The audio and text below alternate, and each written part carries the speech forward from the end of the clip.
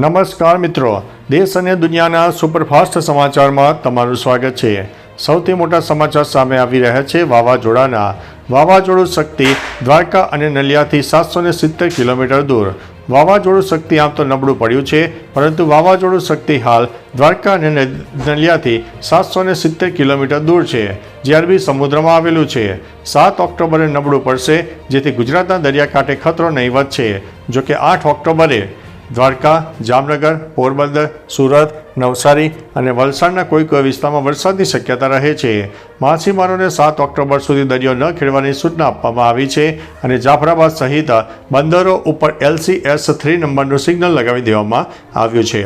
મિત્રો, અન્ય મહત્વના સમાચારની વાત કરીએ તો વરસાદે તબાહી મચાવી, 17 લોકોના થયા છે મોત। પશ્ચિમ બંગાળના દાર્જિલિંગમાં પુલ તૂટી પડવા અને ભૂસ્ખલનથી ભારે તબાહી મચી ગઈ છે। 17 લોકો માર્યા ગયા છે, ઘણા લોકો ગુમ છે। અધિકારીઓનું કહેવું છે કે મૃત્યુઆંક વધવાની ધારણા છે। ઘણા વિસ્તારોમાં રોડ કનેક્ટિવિટી ખોરવાઈ ગઈ છે, ઇન્ટરનેટ સેવાઓ બંધ થઈ ગઈ છે અને મોટાભાગના વિસ્તારો પાણીમાં ડૂબી ગયા છે। ભારે વરસાદને કારણે જલપાઈગુડી, સિલીગુડી અને કૂચ બિહારમાં પણ જનજીવન ખોરવાયું ગયું છે। મિત્રો, અન્ય મહત્વના સમાચારની વાત કરીએ તો અરવલ્લીમાં વહેલી સવારથી વરસાદી ઝાપટા। અરવલ્લી જિલ્લામાં વહેલી સવારથી વાતાવરણ બદલાયું છે। મોડાસા અને માલપુરના ગ્રામ્ય વિસ્તારોમાં વરસાદી ઝાપટા પડ્યા। મોડાસાના મરડિયા, જીવણપુર, ઇસરોલ અને માલપુરના ગામોમાં વરસાદ નોંધાયો।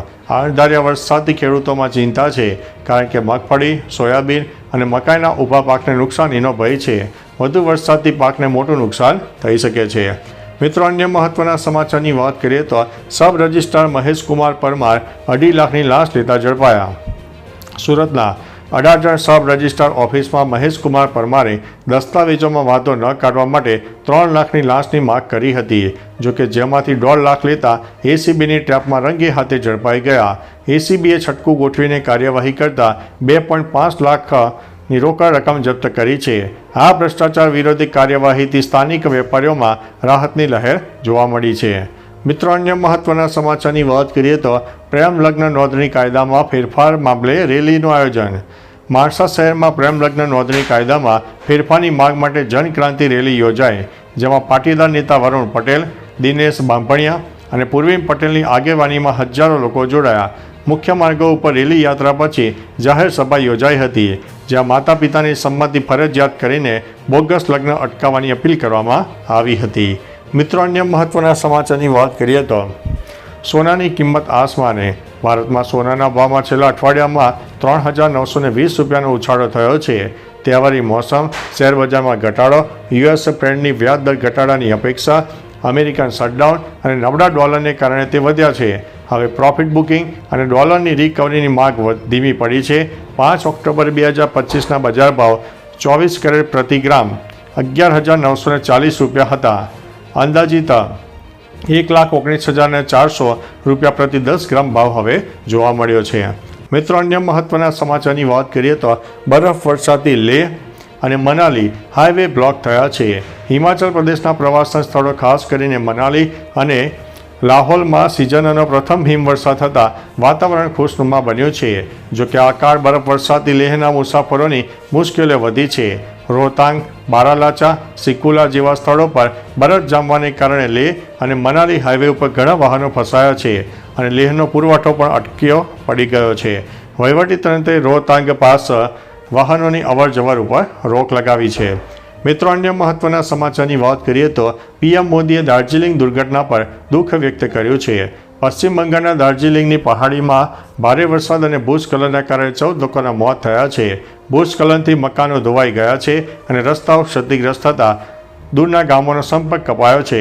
વડાપ્રધાન નરેન્દ્રભાઈ મોદીએ આ ઘટના પર દુઃખ વ્યક્ત કરીને કેન્દ્ર સરકાર દ્વારા તમામ સંભવિત સહાયની ખાતરી આપી છે। વિપક્ષના નેતા શુવેન્દુ અધિકારીએ પણ રાહત કાર્ય ઝડપી બનાવવા માટે રાજ્ય સરકારને વિનંતી કરી છે। મિત્રો, અન્ય મહત્વના સમાચારની વાત કરીએ તો દેશના 16 રાજ્યો એલર્ટ ઉપર। હવામાન વિભાગ દ્વારા 16 રાજ્યો અને કેન્દ્ર શાસિત પ્રદેશોમાં ભારેથી અતિ ભારે વરસાદની ચેતવણી આપવામાં આવી છે। જો કે ગુજરાતમાં વરસાદનું એલર્ટ નથી। અરબ સાગરમાં સક્રિય શક્તિ વાવાઝોડું પશ્ચિમ તરફ આગળ વધતા રાજ્યના દરિયાકાંઠા વિસ્તારોમાં સાવચેતી રાખવા અને માછીમારોને દરિયો ન ખેડવાની સૂચના આપવામાં આવી છે. હવામાન વિભાગે બિહાર, પશ્ચિમ બંગાળ, સિક્કિમ, અરુણાચલ પ્રદેશ, આસામ સહિતના 16 રાજ્યોમાં એલર્ટ જારી કર્યું છે. મિત્રો, અન્ય મહત્વના સમાચારની વાત કરીએ તો ભારત પાકિસ્તાન મેચોમાં ફરીથી નો હેન્ડશેક.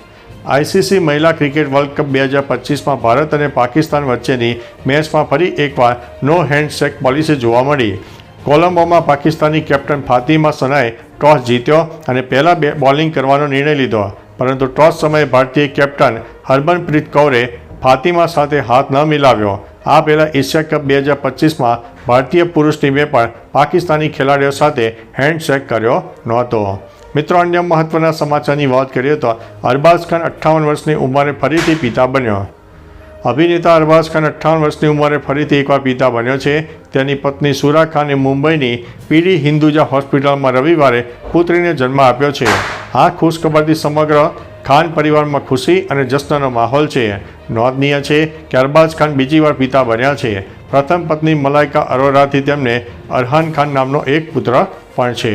મિત્રો, અન્ય મહત્વના સમાચારની વાત કરીએ તો 1000થી વધુ સોના ચાંદીના સિક્કા મળ્યા. ફ્લોરિડામાં ટ્રેજર કોસ્ટ તરીકે ઓળખાતા દરિયા કિનારે ડૂબી ગયેલા સ્પેનિશ જહાજોના કાટમાળમાંથી 8 કરોડથી વધુનો મોટો ખજાનો મળી આવ્યો છે.